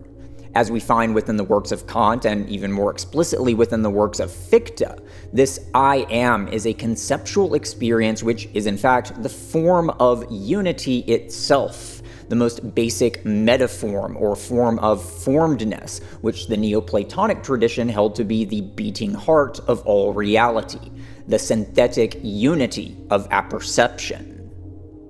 This feeling of subjectivity then necessarily creates a sort of rupture within the very fabric of the primordial syzygy. The I am necessarily forms a boundary between itself and an external otherness which it must define itself and contrast with. It is through this recursive self-conceptualization that reality comes to be divided into an inner space of psyche and an outer space of materiality or corporeality. What we are describing here is the crucifixion of being itself, which gives rise to the first sparks of becoming. And we can see that there is indeed a fourfold structure to these primordial droplets of subjectivity. First, we have the duality of form and formlessness itself. On one side of this polarity, we have the primordial nothingness of the quora, which is the potential for feeling within subjectivity. Complementing the quora, we have the monad, the form of unity itself, which serves as a kind of ultimate ideal, an unmoved mover, as it were. This initial polarity is that of telos and eros. Telos is form itself. It is the principle of unity, which is essentially the form of forms. It is also an ideal, namely the ideal of achieving unity through the harmonization of self and otherness. This unification of subjectivity and alterity is the intensification of the experience of beauty and the experience of ultimate reality. It is the lure of numinosity. Understanding the quora as eros might be somewhat less obvious, but here we should recall that this divine emptiness is formlessness. Formlessness can also be understood as chaos, and chaos is a tension which necessarily seeks to resolve itself into consonance. The quora is found within the imbalance, vacuity, and friction which bring about transformation. In a sense, we can say that eros is the will of nothingness to negate itself. Eros is the chaos which strives unto harmony, and the stillness which strives unto intensity. From this initial polarity then arises a secondary polarity, light mediated by darkness and darkness mediated by light. On the one hand, we have the thymos, which is compelled towards the ultimate ideal, that is the monad or telos. This will is the breath of divinity which animates all things by compelling life unto realizing the synthesis of selfhood and otherness. This principle is the foundation of psyche itself, as its domain encompasses all living forms which shape and are shaped by cosmogenesis. Finally, we have cosmos, the natural world which embodies the living memories produced by the creative powers of consciousness. Cosmos is the past, the akasha, and the memories within that past are continually reborn as they are reincorporated into thymos, just as the creations of thymos are continually incorporated into the living body of the cosmos. These four aspects are each outgrowths of the fundamental truth of reality itself, which is the logos. Simultaneously, these are also the basic aspects of subjectivity, the I-amness, which humanity has gradually brought itself into confrontation with over the course of its entire history as a species. This I, which generates and unifies telos, cosmos, thymos, and eros, is the logos itself, the Christos. As Kant and Fichte initially came to see, the subjectivity which preconditions all human experience is in fact the very concept of unity. For Kant, this realization, the synthetic unity of apperception, would serve as the epistemic ground for his synthetic a priori. Fichte, however, would come to realize that the human subject is nothing other than its own self-positing. What Fichte came to see, in other words, is that human subjectivity simply is self-conceptualization. It is the experience of the concept of unity itself, the monad, or telos, as experienced within the human organism. As we have seen over the course of the ever-present origin, how we have identified this unity has changed throughout human consciousness evolution.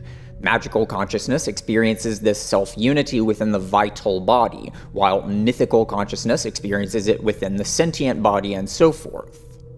Perspectival consciousness, then, is of absolutely central significance, as it is within this perspectival structure that human subjectivity comes to experience itself as subjectivity.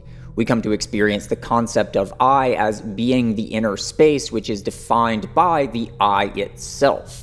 Human subjectivity thus comes to form a recursive, almost tautological loop, and it is through this recursive self-experience that human subjectivity must come into an ultimate confrontation with its own inner abyss, and its own inner light. But now let us return to our cosmogonic perspective.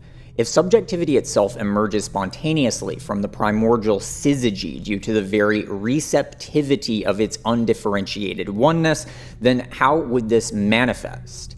As we saw in the previous video, the basic structure of subjectivity itself implies a spatial geometry which is spherical and tetrahedral in nature.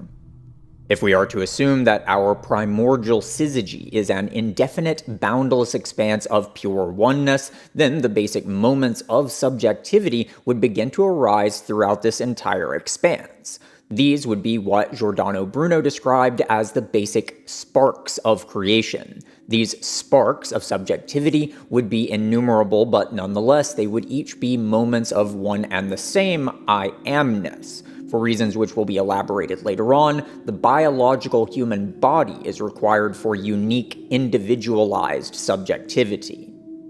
According to Rudolf Steiner, our solar system began as a titanic body comprised of warmth. This might seem somewhat unusual given that modern science does not recognize warmth as a material substance. But nonetheless, if we begin to analyze the nature of warmth phenomenologically, we can see the inner insight which Steiner was drawing upon. If I suspend a bar of ice over the Earth, then we can say that there is a potential energy which is contained within the distance between the bar of ice and the surface of the Earth. The bar wants to fall to the Earth, so it would seem, but it is unable to do so. If we begin to heat this bar of ice until it begins to melt, however, it will begin to liquefy and fall downward.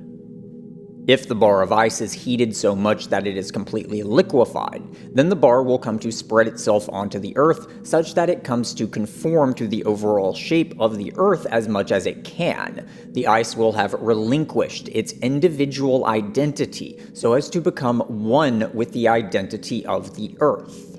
Although this phenomenological language is utterly alien to mechanistic science, what we are actually seeing here is that warmth is the most basic form of materiality itself, as it is the most basic feeling which can be spread throughout space so as to be shared among various beings. Warmth is the most basic form of materiality because warmth is the intensification of the feeling of contrast between self and otherness. Suspended above the Earth, the bar of ice is in a state of dissonance in relation to the Earth. There is a friction or discordance in this suspended state, which we describe as potential energy. While melted into the ground, this dissonance is resolved into a greater consonance. The ice is more anesthetized, more indifferent to the discordance between itself and the Earth, while the liquid water feels this contrast more intensely and thus acts to resolve this dissonance by blending itself into the Earth. Within our bodies, we experience warmth as a feeling of intensity, while the feeling of coolness, conversely, makes us numb.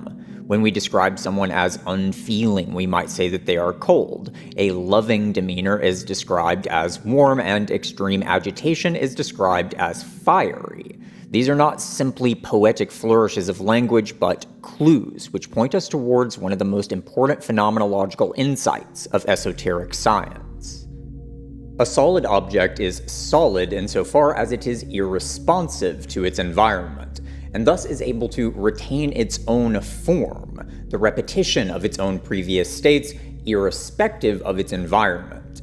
A liquid, however, will conform to the shape of whatever container it is placed within, as it is much more sensitive to its surroundings. As Steiner shows us in his title, The Warmth Course, a certain degree of numbness to the outside world is needed for individual identities to be retained. Returning to our primordial void and the sparks of subjectivity born from it, we can infer that these sparks would manifest materially as auras of warmth, perhaps akin to what modern science would term thermal radiation. Within this primeval state, these sparks of subjectivity would initially have access only to one basic experience, that of contrast between themselves and the world around them. This inner feeling of warmth would then be externalized as auras of radiation. This warmth would then be the feeling of dissonance between the sparks themselves, and the sparks would thus strive towards resolving this dissonance by conjoining with one another into the most harmonious state available to them. In other words, these sparks would converge so as to form a sphere of pure warmth, a pure subjectivity which at this stage is undifferentiated with all other instances of subjectivity throughout the cosmos. This spherical vortex of subjectivity and warmth corresponds to what is called Adam-Kadmon within the Western esoteric tradition and what Rudolf Steiner described as the ancient Saturn stage of our solar system's evolution. This thermal vortex is the primordial body of the human organism, in that the subjectivity of our solar system is distributed throughout it, and only later will individual human subjectivity come to carry the torch, which is I amness. What is being implied here is a completely different way of thinking about the essence of humanity, the essence of biological evolution, and the essence of astrophysics. But unfortunately, a detailed analysis of this will have to wait for my next comically massive series of video essays. For now, however, what is most significant is that for the vast majority of our solar system's history, all consciousness resided in a state of oneness with a singular, titanic subjectivity which enveloped and produced our solar system as a whole. In other words, prior to the emergence of biological human bodies, all consciousness was archaic consciousness. All consciousness was Adam-Kadmon. In the story of the Garden of Eden, Adam and Eve are said to have been warned by the Elohim not to eat of the fruit of the tree of knowledge, lest they suffer death. In order to properly understand this myth, there are a number of things that we need to unpack. The first consideration, which we have already begun to indicate, is that prior to the emergence of subjectivity within biological human bodies, our entire solar system was the embryonic body of humanity. Undoubtedly, this perspective is outrageously out of step with modern scientific understandings of our solar system and humanity, but here we must understand that the core essence of humanity is not the biological human body.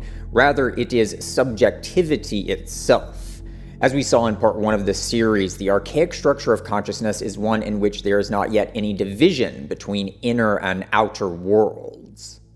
Plants and non-human animals, for example, do not experience a self-concept which is distinct from the world or from their own bodies. There is no personal self-concept which can be experienced as something distinct from the contents of experience.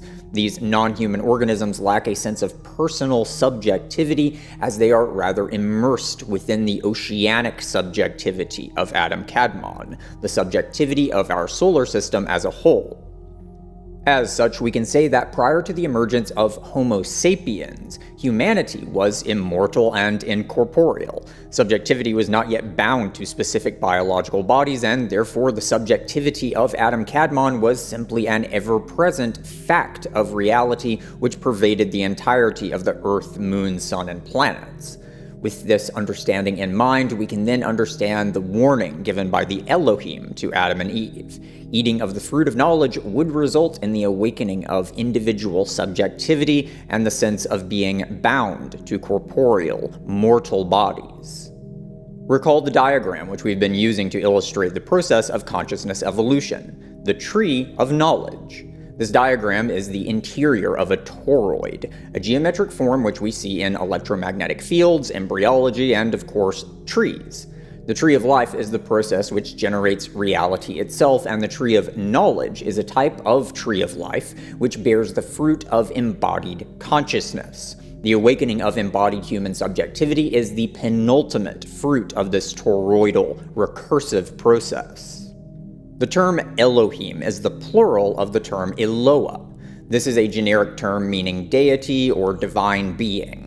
Within both Christian and Jewish traditionalism, it is generally assumed that the term Elohim within the book of Genesis is simply a euphemism for the one true God of the Abrahamic religions.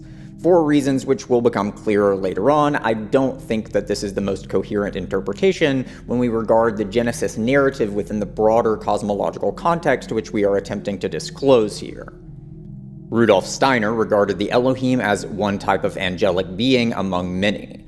More specifically, the Elohim are regarded by Steiner as beings which govern the creation of physical forms. As such, these were entities which were responsible for the creation of stability and repetition, the foundations which would be needed for the realization of biological life and, ultimately, of a human biological body which would be capable of egoic, self-reflective subjectivity. The warning of the Elohim is generally taken to imply that consuming the fruit of the tree of knowledge was an act of defiance against the divine order, an affront to the law of God, which has resulted in humanity's perennial fallenness. Even though it is quite understandable that humanity would come to see the narrative in this way, this interpretation also fails to see the greater cosmological significance of the fall of humanity. As we have already begun to indicate, the eating of the fruit of knowledge was in fact the subjectivization of the species Homo sapiens, an event which we could also describe as the descent of the human spirit into corporeal embodiment. Within the terms of the ever-present origin, this fall is equivalent to the emergence of magical consciousness from archaic consciousness. This subjectivization results from attaining knowledge of good and evil, and here again we should recall some of our first considerations in part 1 of this series.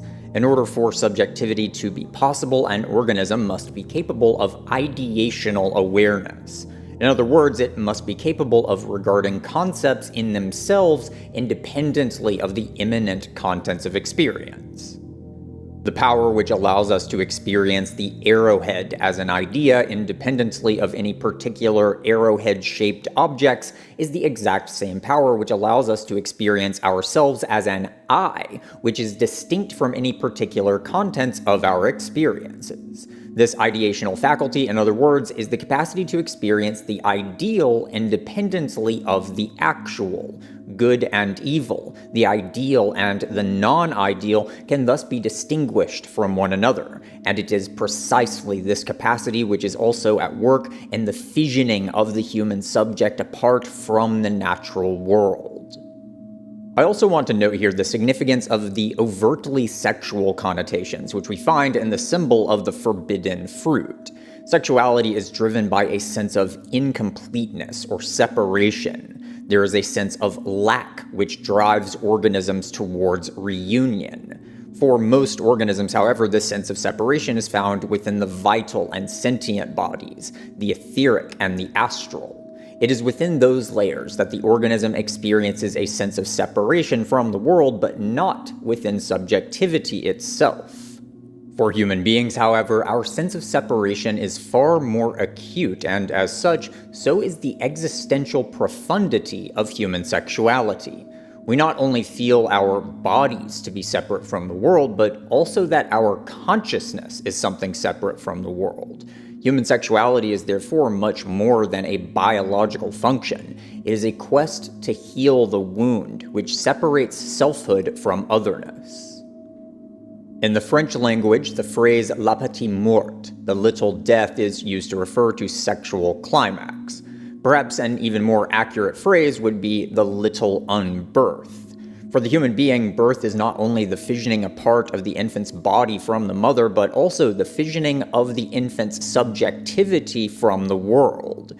In sexual climax, this process is reversed. The boundary between selfhood and otherness comes to be dissolved in terms of both physiology and subjectivity. The forbidden fruit is the lure of that distant, embryonic memory of paradisiacal oneness which resides within the depths of every human psyche, forming the outermost threshold between the personal and the cosmic, the subjective and the intersubjective. Guarding that boundary, we find the cherubim and its flaming sword. I will have much more to say about the symbolism of the cherubim in the myth of Eden in a future video dedicated to the symbolism of the zodiac, but for now, we can put things very simply by observing that the flaming sword represents the feeling of shame. Shame is the first inner experience mentioned in the Hebrew Bible, and perhaps one of the earliest references to inner experience in general. Adam and Eve are said to feel ashamed of their nakedness and hurry to clothe themselves to hide their bodies. In order to truly understand the centrality of shame within human subjectivity, we must understand that human subjectivity is, in its innermost essence, pure vulnerability. Recall our previous observation of the correlation between malleability and depth of feeling. To feel something is to be changed by it, and as such, greater plasticity is greater potential for experience. On the other hand, we can also observe a relationship between plasticity and adolescence. The consciousness of a child is much more formless, much more fluid than that of an adult. The child contains an immense wellspring of unrealized possibilities for what the child could become as an adult. Through maturation, however, these possibilities come to solidify. Decisions are made, roads are taken or foregone, and habits come to concretize, many of which will follow the person until the end of their lifetime. Growing up, therefore, is in many different ways a process of densification and solidification, through which the formless potentiality of the child gives way to the solidified determinations of adulthood. Nonetheless, the inner child lives on within the depths of the human psyche, but comes to be enclosed within the various shells which it comes to protect itself with. The inner child is pure subjectivity, and as such, the most formless core of the human soul. This very formlessness is potential for depth of feeling, and that necessarily includes depth of pain. The inner child is the most vulnerable aspect of the human psyche, precisely because it is that which feels most deeply.